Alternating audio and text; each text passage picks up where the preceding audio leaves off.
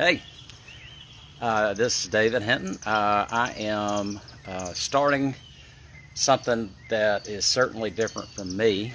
This is a 90-day live video challenge. I got this idea from Mark Harbert. He is a video marketing person, and it's not so much about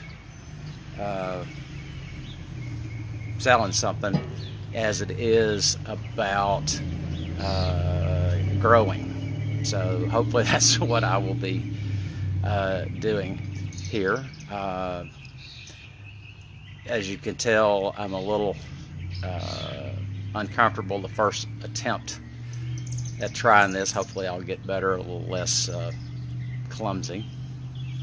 Hey, April. But one of the things that I'm going to do, I'm going to cover just a bunch of different things. What I hope to get out of this is to grow in a lot of ways, if nothing else, to consistently step out of a comfort zone, or I think the term might better be put familiar zone. Familiar is a trap. I'm ready to get out of the trap. So anyway, the first thing I wanted to do is give a little review, an extended review of a book that I picked up several years ago. That's backwards, I know. It's called The Slight Edge. Okay. But it's a book written by Jeff Olson. He is highly recommended for anyone looking to improve themselves. And it's all about doing things that are easy to do, but also easy not to do over an extended period of time. It's about not quitting, okay? And I will freely admit, I have started things and quit, and I'm tired of it. Okay, so here I am. Okay. The first story, there's a couple of stories right in the beginning, and they all illustrate the point. The first is about the water hyacinth. The water hyacinth is a plant that grows in places like ponds, and they are highly productive.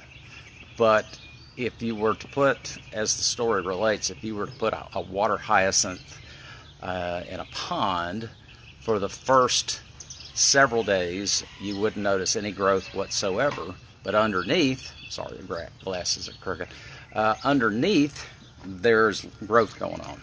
Okay, day after day it grows.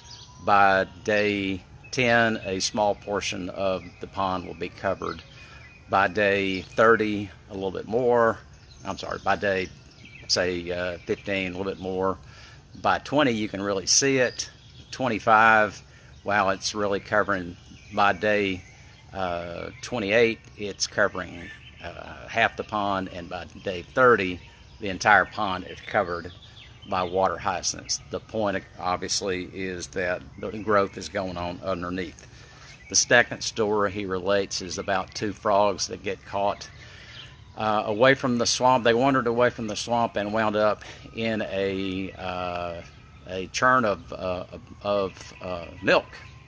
And they were swimming along, eating the milk, enjoying it, but they realized they could not crawl out.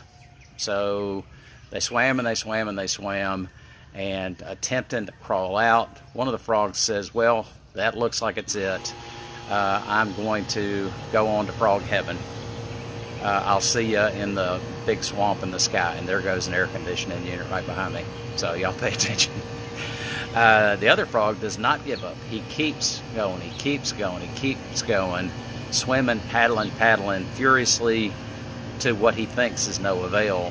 He finally is going to give up like his brother frog, and is going to release himself to the bottom of the pond, bottom of the milk jug until he realizes he is now standing on butter.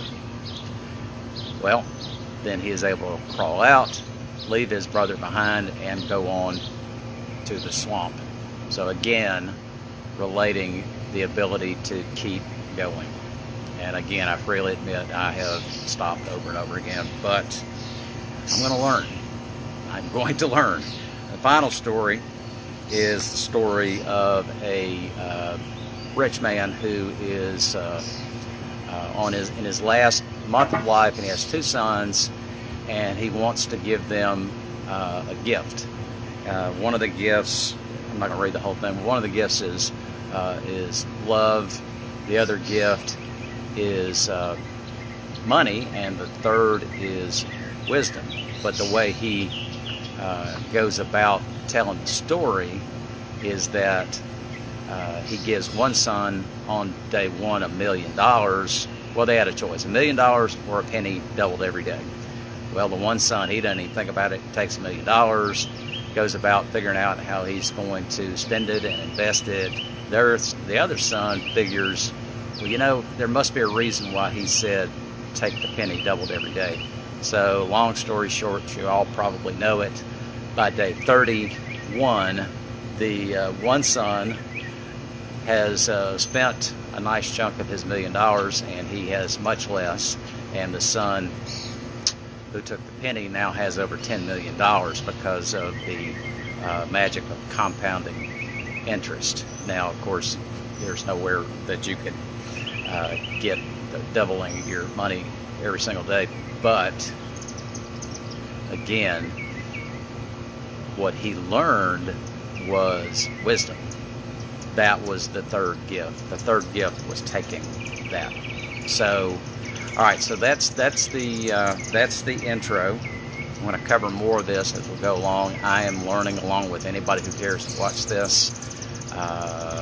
So that's it for today. I'll be back tomorrow with more wisdom for me, if nobody else. So good seeing you guys, whoever happens to be on here, and we'll talk to you tomorrow.